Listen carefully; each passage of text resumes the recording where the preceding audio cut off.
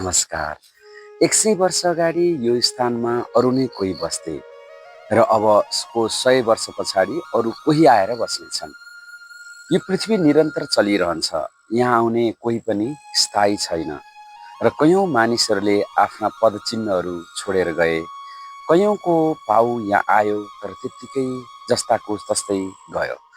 तसर्थ यो संसारमा तपाईँले जति समयसम्म जिउनुहुन्छ, जति समय रहनुहुन्छ, सर्वप्रथम त कमभन्दा कम आफूलाई उपयोगमा ल्याएर बढीभन्दा बढी दिएर जान सक्नुमा नै यो जीवनको सार्थकता छ, पुण्य छ र आत्मानन्द छ। जसको जीवन बाँचेर काहीँ कतै पनि कसैलाई हिंसा वा घृणा वा भेद वा विभेद हुन सकेन वा भए पनि कम हुन सक्यो वा पश्चाताप र प्रायश्चितले उसले आफ्नो कर्म पखाल्न सक्यो भने त्यो नै दिव्य कर्म हो। नत्र संसार त निरन्तर चलिरहन्छ। यहाँ उम्रिएका यी झार बिरुवाहरू 1000 वर्ष अगाडि पनि उम्रिएका थिए। यहाँ यो झार बिरुवा देख्ने यही सूर्य चन्द्र थियो र अहिले पनि यो झार बिरुवा देख्नेहरू छन्। तर यो नयाँ झार बिरुवा हो। यो कयौँ पटक आउँदै मर्दै गरेको छ र पोहोर सालको सायद यसरी नै यो तल छ भने अझै तल पुगेको छ। यसरी यो माटो बनेर यो सायद 2-3 वर्ष अगाडिको। यस्तै गरेर हरेक मनुष्य पृथ्वीमा जो बसेको छ उसको मुनि 6वटा लास छ भनिन्छ। किनकि पृथ्वीमा आजसम्म जे जति जीव जन्तु मनुष्य वनस्पतिहरू आए र तिनलाई भाग लाउँदा र अहिलेको जनसङ्ख्या भाग लाउँदाखेरि एउटा मान्छे उभिँदा त्यो मुनि चाहिँ 6वटा मनुष्य र जीव जन्तुको लास छ भनिन्छ।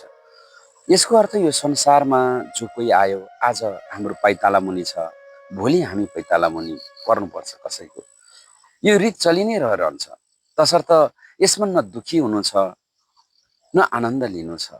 यो त पृथ्वीको यो प्राकृतिक प्रक्रिया हो। यो प्रक्रिया त चलि नै रहन्छ र सबैभन्दा ठुलो कुरा त हामी यहाँ आएर त्यो कन्सियसनेस, त्यो चैतन्य, त्यो जागरण हाम्रो शरीरमा बसेर हामी कति दिव्य बन्न सकौँ। हामीले जन्मदेखि आइरहेको हाम्रो श्रृङ्खलाबाट चित्तमा लेप लागेको अनेक अनेक विषादहरूलाई कति पखाल्न सक्यौँ, त्यो नै महत्त्वपूर्ण हो। हामी पनि यही पैताला मुनिको त्यो 6वटा लास मध्येको एउटा हुन पनि सक्छौँ पहिलाको। फेरि कन्सियसनेस, फेरि चेतना जागृत भयो र फेरि हामी अहिले यहाँ आइपुग्यौँ।